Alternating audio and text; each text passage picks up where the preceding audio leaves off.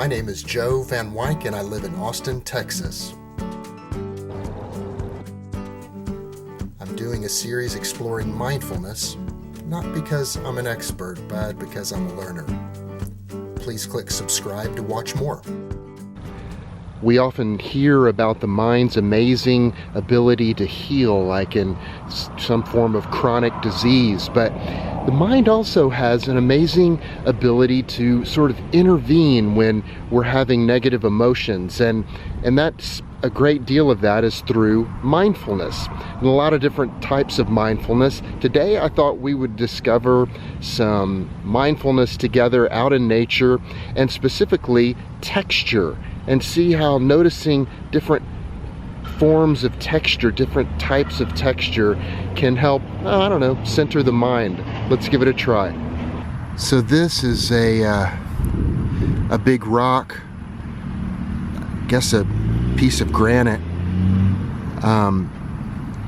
and it is so rough, and it has all of these pits, so on a micro level it's rough on the surface, but then on a larger level it has these dips in it, so it has a texture, a micro texture that's on top of these grooves.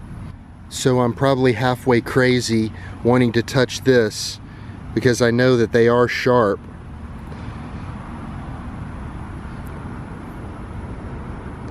But it's interesting because if I pull up one direction, my finger can move across it, but the other direction it grabs.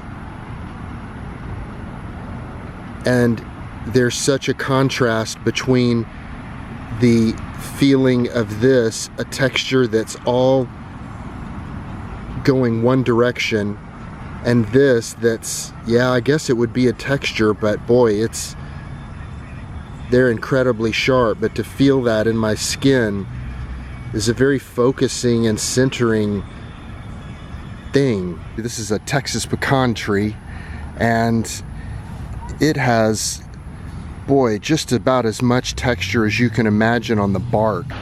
When I walk up to something like this, even though it has so much texture and it's just begging to be felt, what I really want to do is let my visual nature take over and just look at it and look at the texture rather than feeling it. And I'm finding that isolating texture is really a powerful thing. It would almost be interesting to do it blindfolded.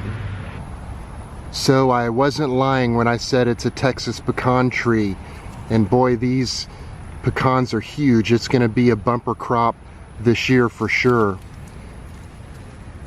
Pretty much what I expect. It's hard.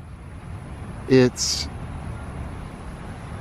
has a rubbery feel, but definitely a micro texture, a micro surface on it. Sharp on the end.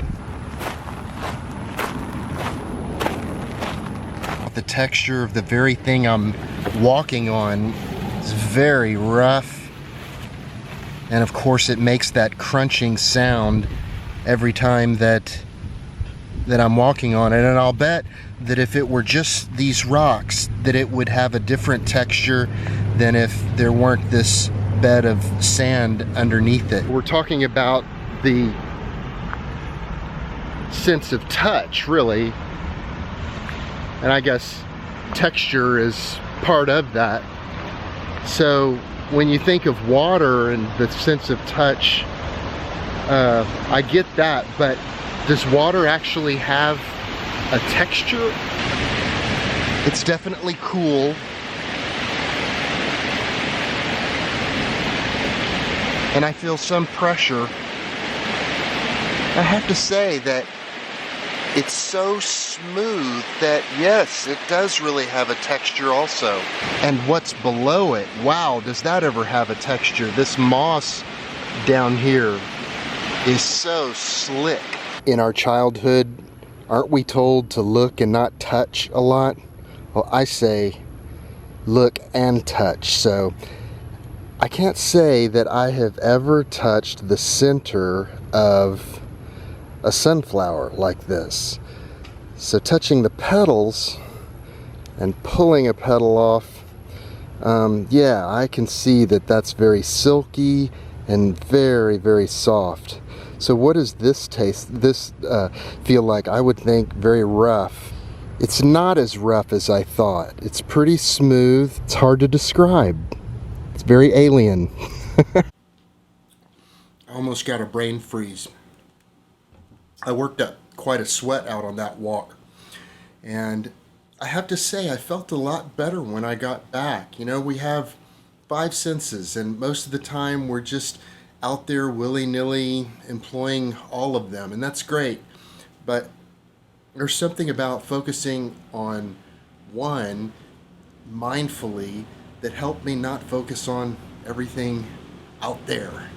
And it was a good feeling, and I feel better, and I think I'm going to try that again soon.